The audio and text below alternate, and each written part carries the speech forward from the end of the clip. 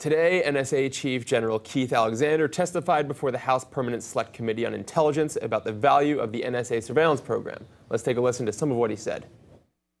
These programs are critical to the intelligence community's ability to protect our nation and our allies' security. These programs are limited, focused, and subject to rigorous oversight. The disciplined operation of these programs protects the privacy and civil liberties of the American people. Documents that have been released so far show the rigorous oversight and compliance our government uses to balance security with civil liberties and privacy. I would much rather be here today debating this point than trying to explain how we failed to prevent another 9/11. The overall message from the intelligence community at today's hearing is that we are not reading your email or listening to your phone calls.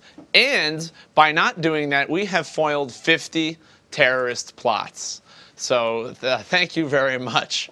And the other highlights, specifically there was one they said they stopped against the New York subway and another the New York Stock Exchange. Right. So that's basically it.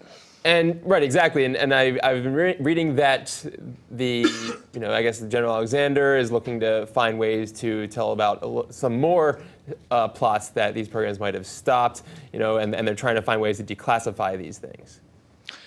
Right. Well, they're saying they're looking into maybe declassifying some of the secret court opinions that they get when they want a search warrant to go after a terrorist suspect.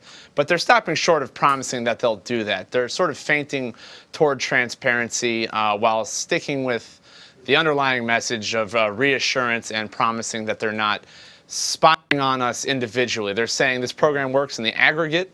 It's like when the post office looks at addresses on the outside of envelopes, but we're not monitoring the content of your conversations or your emails. And they were specifically asked, do you have the ability to do that? And they said, no, we can't flip a switch and read your email or listen to a phone call. We don't have the technology, which I didn't really understand.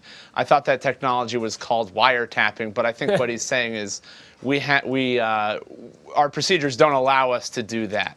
When we want to actually listen in and snoop in the way people imagine that we do, that requires sign-off from the judicial branch. One thing they are also having to reassure people is that guys like Ed Snowden aren't getting into your email, and he's the leaker and the reason that they've been brought before the committee. But I find that slightly tone deaf. There was just a major terrorist attack in Boston.